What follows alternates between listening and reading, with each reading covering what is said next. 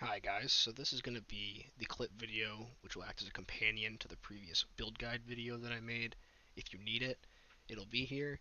And what we're going to do is look at various clips of me putting the things that I talked about in the build guide into action in real games. These are going to be Heresy and Damnation.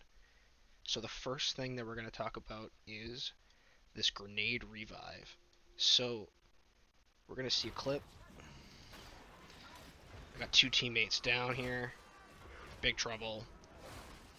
Need to rush and get this solved, so I'm going to sacrifice a little bit of health in the process, but we're just going to throw a grenade at our feet. Our next clip is similar, two people down, get dogged in the process of trying to get it off, but we're back up. Throw that grenade, and we're going to pick these guys up. And that's the grenade revive. Pretty simple, just throw it at your feet most of the time. This is going to be the primary use of your grenades that you're going to want to save them for. You should always try to have at least one grenade ready in your back pocket in case you got multiple people down and you need to pull one of these off. The next thing we're going to be looking at is just kind of general frontlining with this build. So here we've got a big blob of guys in front of us that's kind of pushing us back.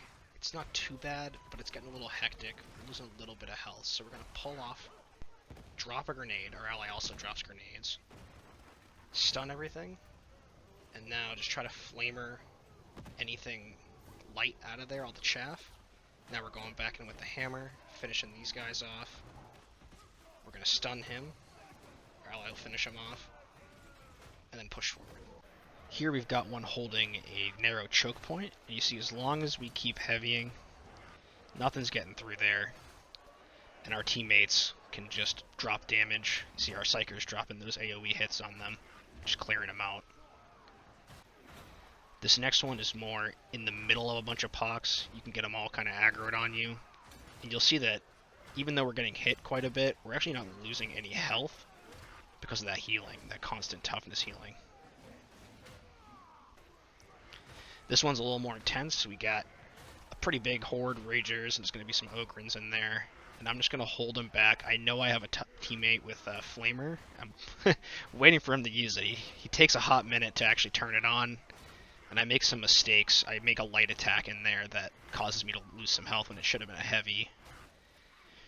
Yeah, there's the flame. That should have come a lot earlier, but it cost me some health. But, you know, it was fine in the end. And we're going to finish him off with this. Bonk. So the big things there with frontlining are you want to look for choke points to hold. You want to know when to back off, like in that first clip. And you want to make sure that you're always doing the dance. The dance being heavy swing, dodge, heavy swing, dodge, heavy swing, dodge. So moving on to our next group of clips here, these are all going to be space making clips where generally my team starts to get a little bit of trouble and I whip out the flamer and we solve the problem. This first one here is where I'm going to start off frontlining. I see that Mauler, good opportunity to bonk him, so I take it. We're trying to frontline here, but then the mutant comes and he chucks us out of there, and I look back and my team's kind of boxed in. So we're just gonna flamer all of that into oblivion. Get my team like the ability to back out of that. Get a penance. Here we're starting to frontline. We're trying to frontline. We realize our other Zealot is getting absolutely deleted, so we're gonna just chastise to the back to the corner of the room. Start getting rid of all of that. You can see all the Rager kills up in the top left there. More just keep coming. We just keep flaming them down. Now this is where I want to get behind my team, so I can see all of them, and therefore see all of the enemies who are hitting them. Here, our poor little bot's getting in a bit of trouble. Big Poxwalker horde starts coming in. I just want to see, you know, just show me clearing the room just so you can see how quickly that entire room comes clear. Here you see the power cancel. I just canceled my hammer because I didn't need it. Now we're fighting to this end of the hallway. I see that they're coming from behind, so then I start fighting back to the other side. And we're just going to hold our teams back here for a little bit. I see a clump up here. And now we're going back to the holding the rear. Just keeping them safe from behind there. Now we're just flamering. Our team's kind of mixed in with a ton of guys. So we're going to run to the back corner of the room where we, again, can see everything. And just start sweeping across the room, taking out all these guys, let them deal with this Crusher. Now that there's nothing surrounding him, take him out. More just keep coming. I think this is an endless horde game. Here's another example. So we got a couple of vets behind us. So we're just going to make sure that those pox don't touch them. We're actually even hitting the ranged units in the back. I think I get the Reaper kill here in a second. Push up to the front, try to get him in this doorway. Our veteran just runs out there, balls deep, so we're just going to save him a little bit, protect him, flame all those guys off. So those are some good space making clips. You'll notice like the common theme is that I see a situation where my team's starting to get kind of backed into a corner, or they're starting to get surrounded and separated from each other, and that's when I whip out the flamer, start just removing all of that stuff that's causing problems. And then the alternative being using the hammer to kind of like create a little pocket of safe space where everything's just getting knocked down. These next ones are going to be big. This is the real world situations where you should be using the Powerbonk, the charge attack on the hammer. So for this first one, we're just going to open up with the Chastise hit, get rid of that Rager. I think there's a little weird hit ridge there. They'll get pushed back, so I kind of have to recharge again to finish him off. The Psyker is really good to work with when using your Powerbonk. We're not going to use it on him because we don't want to get like counterpunched. You see how he cleared our empowered hit there so that we wouldn't hit that chaff guy with it. Now the mutant shows up, so we're going to Chastise. Bam. This one, put a big hit of damage on him, start dropping that Bulwark shield. We got a lot of elites in front of us, so we're just trying to put as much damage as we can on them. That messes up a little bit and hits the Bulwark instead of the Crusher.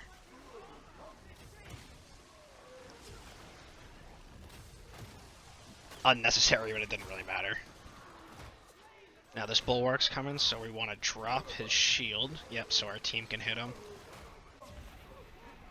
Here, there's a bunch of elites swarming us again, so we're going to bonk that guy.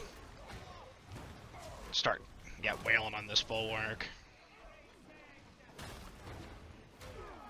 Crushers come up, who are a little difficult, so we hit one. Now they're down to one, so there's a little weird hit reg there, but there we go. So we got into like a 1v1 fight with that Rager and just took him out. And now we're just going to put some big damage on that Crusher. This is a big situation where you want to always be using your Powerbonk. So we're going to put burn stacks on him, just to kind of get some DPS safely.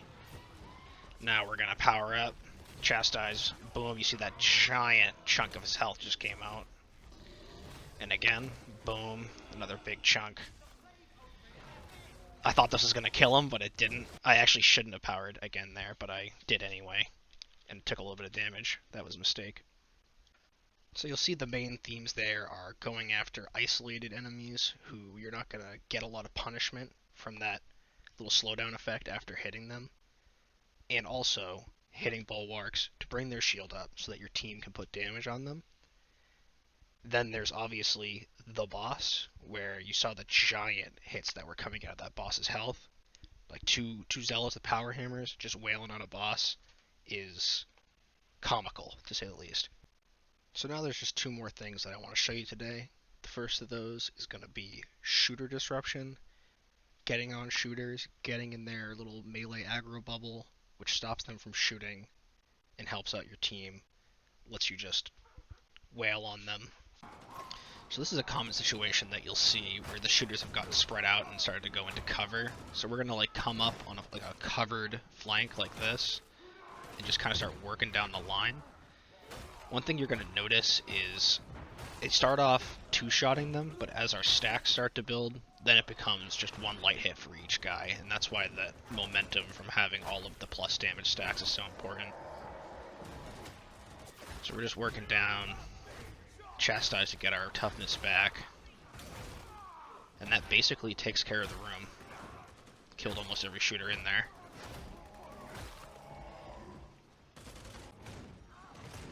This one is going to be using the flamer initiation that I talked about. So we're just gonna kind of stagger everybody with the flamer, puff on them while we get closer. I start to run out of toughness here, so I'm gonna chastise. And now I'm just gonna kind of clean up these guys. My team got the rest of them while they were staggered over there. Missed a couple. Here I'm gonna show you the little dodge ready with the flamer. Bunch of shooters. You don't have to always be charging into shooters to disrupt them. You can just be flaming them. Notice they're not shooting back very much. Here's a more classic situation. Just pushing my way up a staircase, getting to the back where all of these juicy gunners are. You want to finish guys on the ground off with a quick light, usually. Here we got a nice big pack, lots of elites. There's like 5 shotgunners in here. We're getting in their bubbles so they stop shooting. We want to kind of work our way towards the back to make sure, yeah, there we go. Now the rest of them are all not shooting either. And we're just gonna smack away. Shotgunners are a big pain on higher difficulties. They output a lot of damage. This one is going to be more like the chastiseless and you don't have cover. So what we're going to want to do here is just use our stagger to just drill a hole through these guys. Get towards the back. The further we go back, the more of them are getting tagged and therefore not shooting. Our last 2 clips here are going to be just looking at the insane rate that you can delete huge numbers of elite enemies that are all blobbed up inside of a pack of chaff. For these last 2, I want you to pay attention to the kill feed up in the top left once we start flaming here. We gotta save our buddy from the dog. Our psyker stuns him down. Just look at that kill feed, it's wild. This one's going to be similar. We're going to use a grenade to kind of lock these guys down so we can get our flamer ready, get them all blobbed up. You're just going to see the elite kills start blasting off here.